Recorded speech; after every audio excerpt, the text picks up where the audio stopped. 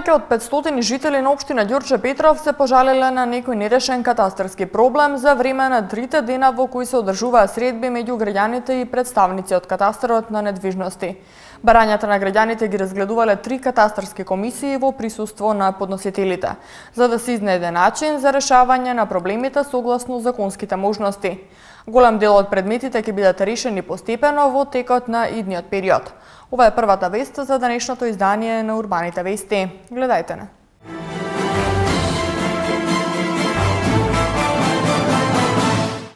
Промовиран документарниот филм Пазар на труд за сите. Презентиран проектот воведување систем за следење предмети преку мобилни технологии. Курс по кинески јазик хит на бесплатните курсеви во општина Илинден. 4 компании конкурираат на меѓународниот оглас за ново решение на фасадата во ГТЦ во Скопје. Зголемување на бројот на туристи на скијачките центри.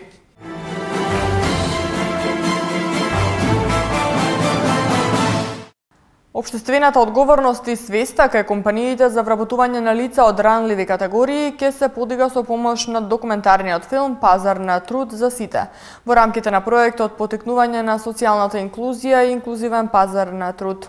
Елизапета Дамјановска. Денеска се промовираше документарниот филм Пазар на труд за сите, кој е изработен во рамките на проектот Потикнување на социјална инклузија и инклузивен пазар на труд и прикажува вистински животни примери. На промоцијата на филмот своје обраќање има министерот за труд и социјална политика Спиро Ристовски, амбасадорот на Европската унија во Република Македонија Аиво Орав, како и тим лидерот на проектот Потикнување на социјална инклузија и инклузивен пазар на труд Стојан Загорц. Министерот Ристовски на денешната промоција на филмот потенцираше дека треба да се мотивираат ранливите групи и да им се даде храброст и волја на зајакнување на нивните капацитети, стекнување на вештините за работа кои ќе ги направат поконкурентни на пазарот на трудот и ќе им се овозможи да најдат пристојна работа, која ќе им донесе стабилен приход и вклучување во општеството. Овој проект, меѓу другите, ја зголемува свесноста за потребите на луѓето со попречености и како најдобро да ги одредиме. Филмот презентира модели и практики на вработување на луѓе со попречености и други групи и нивната интеграција на пазарот на труд, рече денеска амбасадорот на Европската унија во Република Македонија Аиво Орав. Како што информираше Афердита Хаджијаха Имери, која воедно и беше модератор на пресконференцијата, документарниот филм Пазар на труд за сите е 18-минутна приказна во која се испреплетени животните стории на неколку ранливи групи од 5 различни градови во Македонија: Скопје, Гостивар, Неготино, Струмица и Битола. Овој документарен филм е само еден од многуте предвидени начини во рамките на овој проект кој што има за цел да ја дестигматизира оваа материја и истата да ја приближи до општата јавност. Пораката на филмот, освен општата јавност, е намената и до бизнис заедницата, со цел да ја поттикне нивната свест дека ранливи групи се еднакво вредни работници како и сите останатите, дека вработување нивно носи низа придобивки за работодавците. Пораката на филмот исто така треба да допре до сите маргинализирани групи и лица, дека истите треба да ги барат своите права и да се борат за себе реализација во пазарот на труд. Министерството за информатичко општество и администрација почнува нов проект за следење на предметите во администрацијата со користење на баркодови. Целта на овој систем е подобрување на ефикасноста и продуктивноста во администрацијата, а во напредна фаза овие податоци ќе бидат отворени и за сите граѓани. Ивана Митковска. Министерството за информатичко општество и администрација почна да го спроведува пилот проектот воведување систем за следење предмети преку мобилни технологии, за следење на предметите во администрацијата со користење на баркодови. Целта на овој систем е подобрување на ефикасноста и продуктивноста во администрацијата, а во иднина овие податоци ќе бидат отворени и за сите граѓани. Станува збор за решение со кое секој документ во администрацијата ќе биде одбележуван со баркод и ќе содржи архивски број со кој ќе може да се следи каде е испратен, колку време стои на тоа место, кој го потпишал и кој го испратил. Со ова решение администрацијата ќе добие во ефикасност и продуктивност и ќе може да се води ефикасна евиденција кој работи и каде заглавуваат предметите, истакна министерот за информатичко општество и администрација Иво Ивановски. Веќе со воведување на овој систем нема да имам потреба од граѓаните да влегуваат во просториите да прашуваат каде е заглавен потписот и многу често добиваат дезинформации, бидејќи тој што требаше да го сработи предметот најчесто не го сработил. Вака и самите граѓани ќе можат да видат дали навистина нивниот документ стои на потпис кај функционерот, кој тоа е најчеста изрека во администрацијата, или документот е на потпис кај раководител на одделение или кај раководител на сектор, или воопшто не бил започнат. Очекуваме дека граѓаните позитивно ќе прифатат и овој нов начин на функционирање во администрацијата, со кој што ќе продолжиме да правиме реформи во администрацијата преку искористување на паметни технологии, преку искористување на информатичките и комуникацијските технологии. Проектот за прв пат е воведен во Финска, каде функционира во поголем број градови, а во Македонија најмногу ќе им помогне на малите подрачни единици. Со воведување на овој систем нема да има потреба граѓаните додат од институција до институција, за да се информираат до каде е нивното барање, туку и самите ќе можат да видат каде е заглавен нивниот документ. Министерот за информатичко општество и администрација Иво Ивановски нагласи дека во напредна фаза податоците ќе бидат отворени за сите граѓани, кои откако ќе добијат архивски број и баркод за нивното барање, ќе можат да го скенираат баркодот и да го видат статусот на нивниот предмет. Граѓаните кои ќе се одлучат да отворат бизнис во руралните средини ќе добиваат финансиска поддршка од владата во висина од 50% од трошоците за започнување бизнис. Поддршката се однесува на отварање каков било бизнис, почнувајќи од најмалите, како автомеханичари, автоперални фризирници и занаидчи, се до преработувачки капацитети и погони за производство на малите и средни предпријатија. За оваа цел владата ќе одвои околу 4 милиони евра, а проценките се дека на овој начин ќе може да се отворат над 1000 мали бизниси и да се реализираат најмалку 1000 вработувања. До сега оваа мерка за 50% поддршка важеше само за набавка на земјоделска механизација. Од оваа година владата одлучи да ја прошири оваа мерка и со неа да ги опфати и услужните дејности и сектори.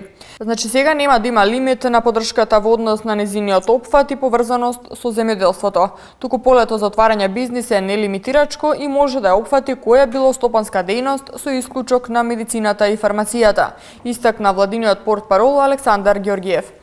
За оваа финансиска поддршка ќе може да конкурираат сите физички лица, трговци, поединци и мали и средни предпријатија во македонските села и градови со население под 30.000 жители.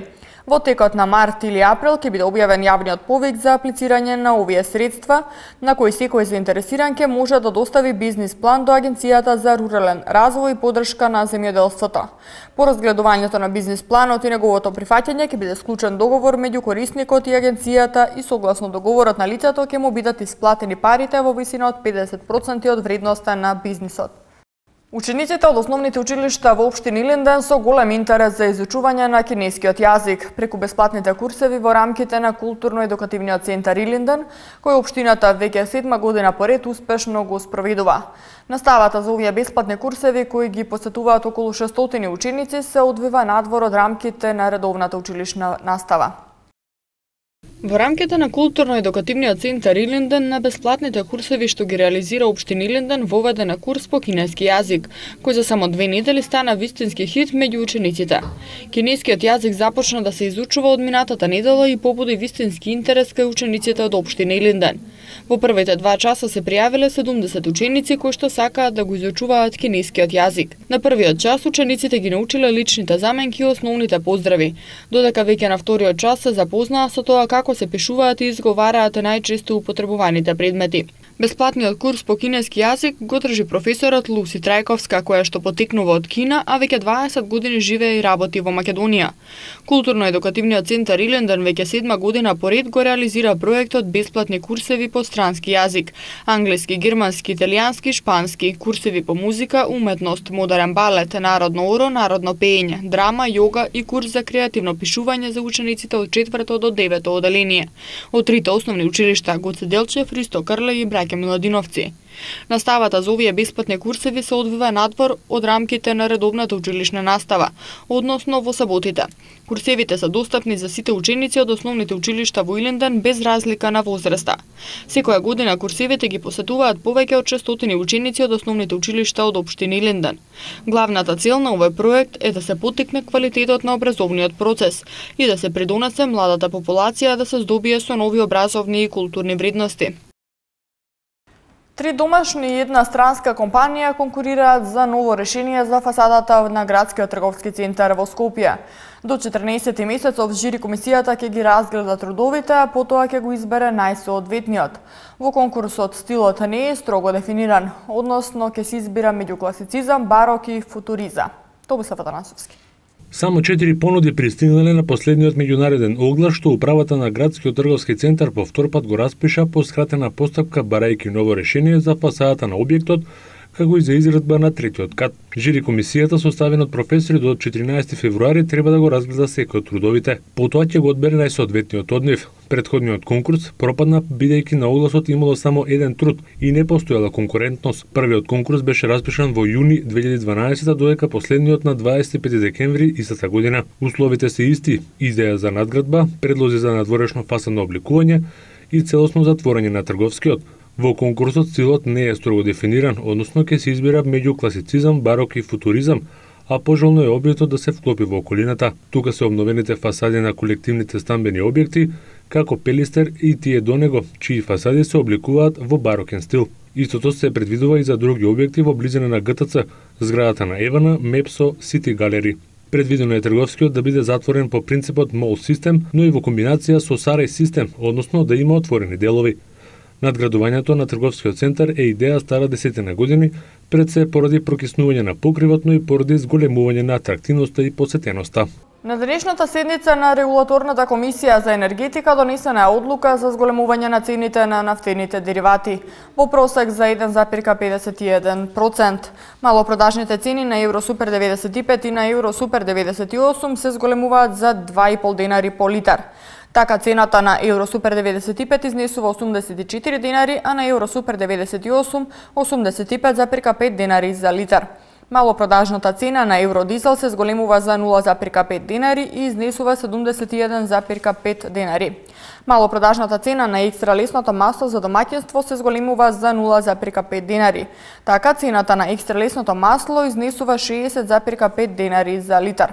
Малопродажната цена на мазотот се зголемува за 0,404 денари за килограм и изнесува 42,928 денари за килограм. Зимските скијачки центри, особено за време на викендите, се преплавени од туристи, кои ги уживаат убавините на снегот, топлото сонце, како и планинскиот воздух. Како што известуваат туристичките агенции, оваа година најмногу се посетени Боровец и Банско во соседна Бугарија, но забележена е посетеноста во Маврово поради традиционалните детски манифестации Снежен град и Карван 2013 кои започнуваат од денеска. Андријана Димитриевска. Снежните планински врвови и топлото сончево време привлекоа голем број граѓани и гости од земјава и странство да уживаат во падините на неколкуте зимски скијачки центри во земјава. Забележана е голема посетеност на Бистра, Попова шапка, Пелистер, Крушево. Овие центри беа преплавени од скијачи и љубители на природата. Хотелите и приватните капацитети се речиси целосно исполнети.